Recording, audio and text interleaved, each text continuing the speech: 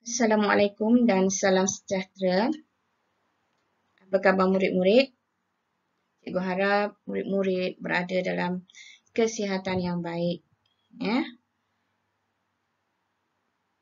Seperti yang telah diberitahu sebelum ini, bahawa pada minggu ini kita akan meneruskan sesi PDPR kita, dan Cikgu Sabah seperti biasa akan memulakan sesi PDPR pada hari ini dengan kelas Bahasa Melayu tahun 3. Baik, tema kita pada hari ini iaitu kesihatan dan kebersihan, unit 6, minda positif badan aktif, dengan tajuk pada hari ini iaitu elakkan kuman. Kamu boleh rujuk buku teks muka surat 35. Kemahiran yang akan cikgu beri penekanan pada hari ini ialah kemahiran menulis dengan DSKP kita 3.2.1, iaitu menghasilkan jawapan pemahaman berdasarkan soalan bertumpu. Baiklah, objektif pelajaran yang akan kita capai pada hari ini iaitu cikgu berharap pada akhir sesi pengajaran dan pembelajaran ini, murid-murid dapat menghasilkan jawapan pemahaman berdasarkan soalan bertumpu. Kriteria kejayaan. Baik, kriteria kejayaan yang menjadi fokus atau tumpuan kita pada hari ini, cikgu harap selepas sesi PDPR ini, murid-murid boleh menjawab 5 soalan bertumpu dengan betul. Bagaimana nak jawab 5 soalan bertumpu itu dengan betul?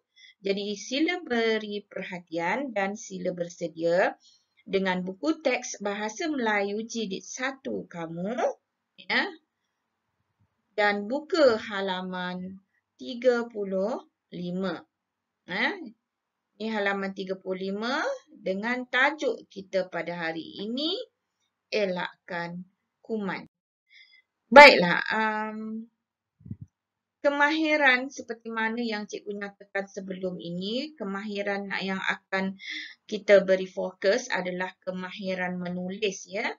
Jadi tolong camkan di sini, kita akan beri tumpuan kepada kemahiran menulis. Tajuk ketikan kita yang akan kita pelajari pada hari ini ialah elakkan kuman. Cikgu harap murid-murid sudah pun bersedia, ya, dengan buku teks masing-masing. Baik, mari kita baca petikan ini bersama-sama dengan Cikgu Sabah. Hanif dan datuknya menziarahi rakan datuknya di Hospital Melaka. Hanif melihat maklumat tentang kuman yang ditampalkan pada dinding. Baiklah, petikan ini mengenai Hanif dan datuknya, ya. Jadi kedua mereka telah pergi ke Hospital Melaka, ya. Ke Hospital Melaka untuk menziarahi rakan datuknya yang berada di situ. Jadi dalam perjalanan menuju ke wad, cikgu rasa menuju ke wad untuk menziarahi rakan datuknya, Hanif dan datuknya telah ternampak, ya, maklumat mengenai kuman, ya, maklumat tentang kuman yang tertampal pada dinding hospital. Jadi apakah maklumat tersebut? Mari kita semak maklumat itu bersama-sama, ya. Ini dia maklumat yang tertampal pada dinding hospital itu. Kita akan semak bersama-sama apakah maklumat yang tertampal tersebut. Baik, maklumat ini adalah mengenai cara mengelakkan kuman tersebar. Baik, kuman boleh tersebar dalam banyak cara, ya. Kuman boleh tersebar melalui makanan, pernafasan, minuman, sentuhan, dan gigitan. Dalam petikan ini dinyatakan 5 cara bagaimana kuman boleh tersebar dan juga dinyatakan bagaimana caranya supaya kita dapat mengelakkan kuman tersebar melalui aspek-aspek ini. Mari kita lihat satu per satu. Yang pertama, cara mengelakkan kuman tersebar melalui makanan, kita hendaklah masak makanan dengan sempurna.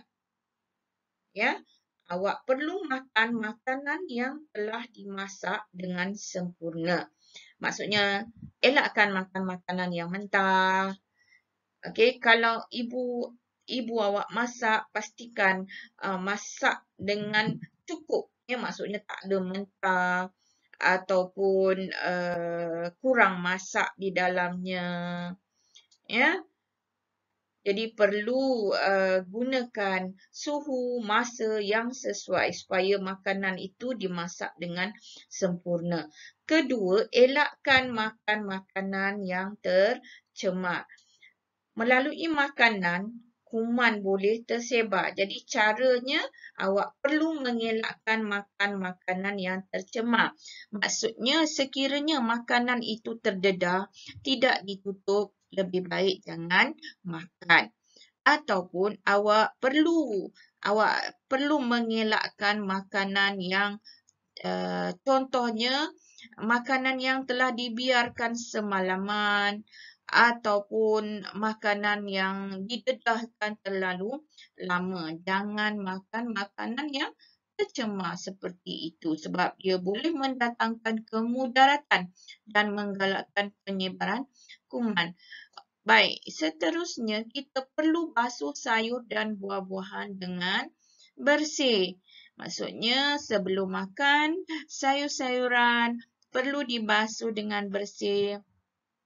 Mungkin boleh direndam sayur-sayuran dengan garam terlebih dahulu untuk mematikan kuman, baru boleh masak.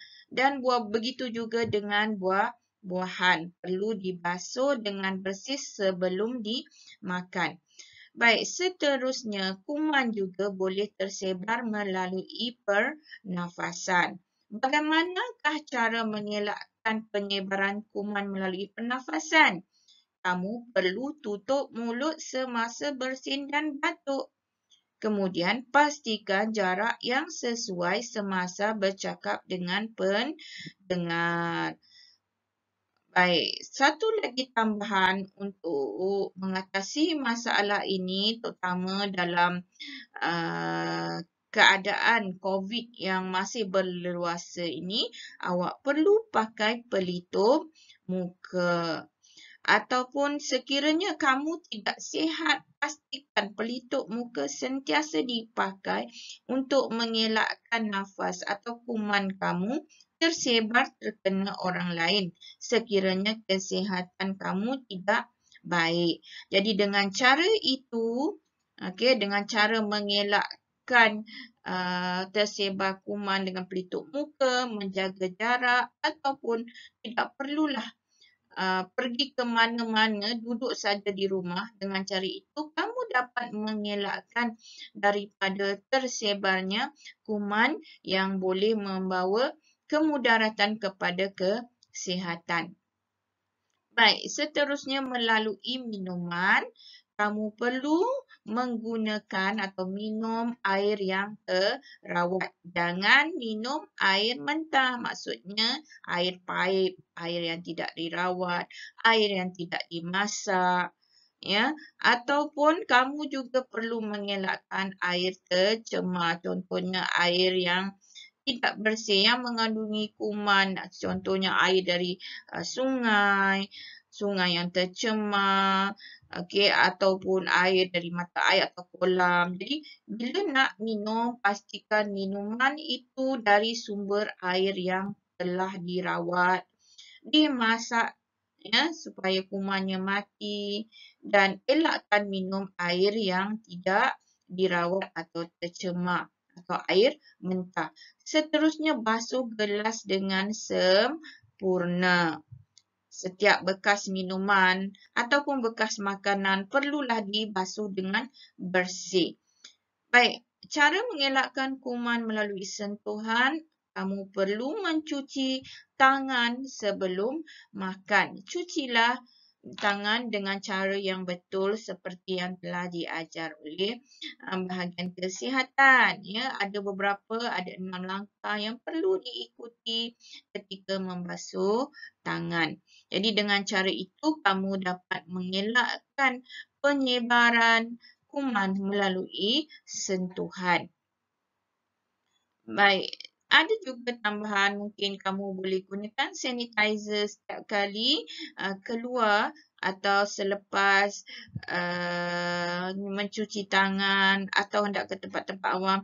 Ini tujuannya bagi mengelakkan kamu menyentuh benda-benda yang berbahaya yang terdapat kuman padanya. Bila kamu pakai sanitizer, kamu dapat mengelakkan kuman itu daripada terkena pada tubuh badan kamu atau tersebar pada orang lain.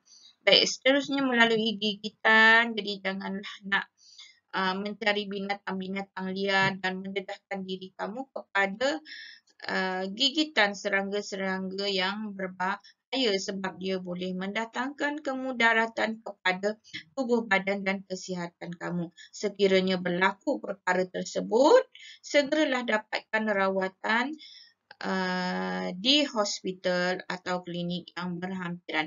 Baik, ini adalah beberapa cara yang perlu kita lakukan untuk mengelakkan kuman daripada tersebar melalui pemakanan, melalui pernafasan, minuman, sentuhan dan gigitan. Jadi amatlah penting supaya kita memberi perhatian kepada penerangan-penerangan yang telah diberikan atau pada maklumat yang telah dinyatakan di sini untuk mengelakkan tersebarnya kuman dan untuk menjaga kesihatan kita. Seterusnya kita akan tengok kepada aktiviti. Aktiviti yang akan kamu lakukan adalah menghasilkan jawapan pemahaman. Kamu perlu menjawab soalan ini di dalam buku panjang. Ya, buku panjang kamu ada. Cikgu harap kamu boleh gunakan buku panjang pemahaman kamu untuk menjawab soalan-soalan ini. Kamu perlu salin soalan ini dalam buku panjang, kemudian jawab soalan-soalan ini. Contoh yang pertama, siapakah yang diziarahi oleh Hanif dan datuknya? Jawab soalan ini dengan jawapan yang lengkap dan gramatis, iaitu betul sistem tata bahasanya.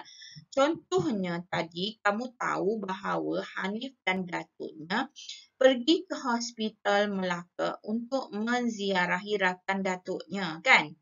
Jadi, jangan tulis jawapan. Awak salin jawapan ni, soalan ni, siapakah yang diziarahi oleh Hanif dan datuknya, kemudian awak tulis jawapan rakan datuknya. Jangan buat macam tu. Cikgu nak awak jawab dengan jawapan yang lengkap. Contoh jawapannya, Hanif dan datuknya menziarahi rakan datuknya di Hospital Melaka. Ayat yang lengkap, bukan menziarahi, bukan rakan datuknya sahaja.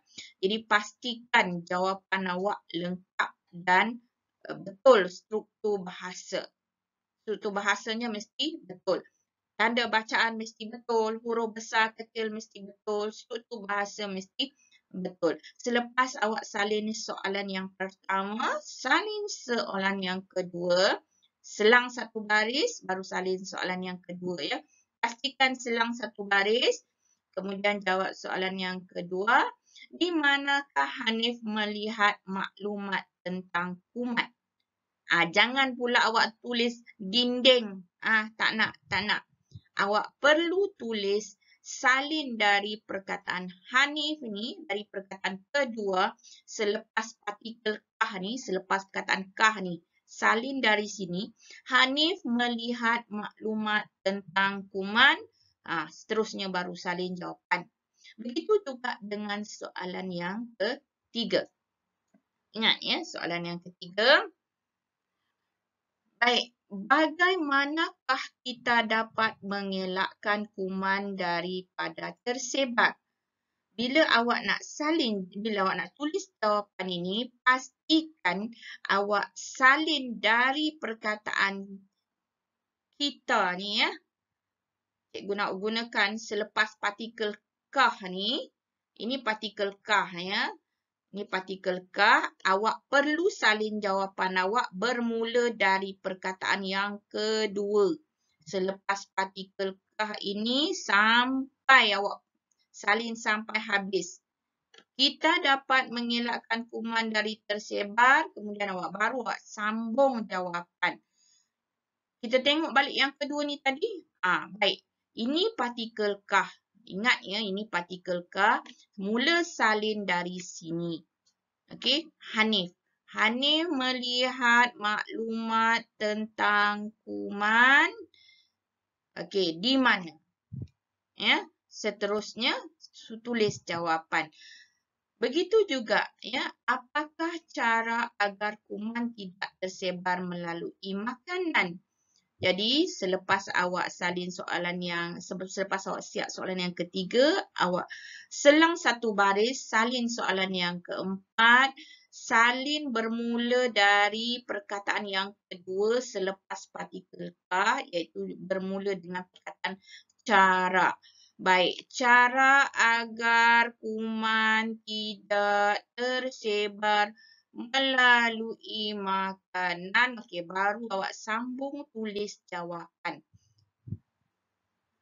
Okey, begitu juga dengan soalan yang terakhir. Apakah tindakan yang perlu kita lakukan supaya minuman tidak menjadi punca kuman tersebar?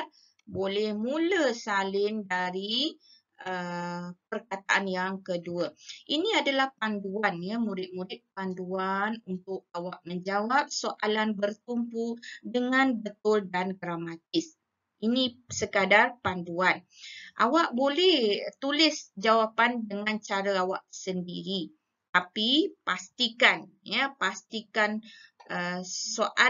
jawapan yang awak tulis itu gramatis. Maksudnya betul dari susunan bahasanya, struktur bahasanya.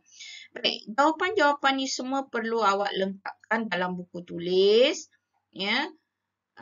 Soalan 1, 2, 3, 4 dan 5. Apabila awak berjaya menjawab 5 soalan bertumpu ini, maka akan tercapailah kriteria kejayaan untuk slot PDPR kali ini. Cikgu harap awak boleh menyiapkan soalan ini dalam buku latihan panjang. Awak tak perlu menghantar jawapan ini sehingga cikgu beritahu. Mungkin cikgu akan kutip buku ini, cikgu akan beritahu masa dan ketikanya nanti.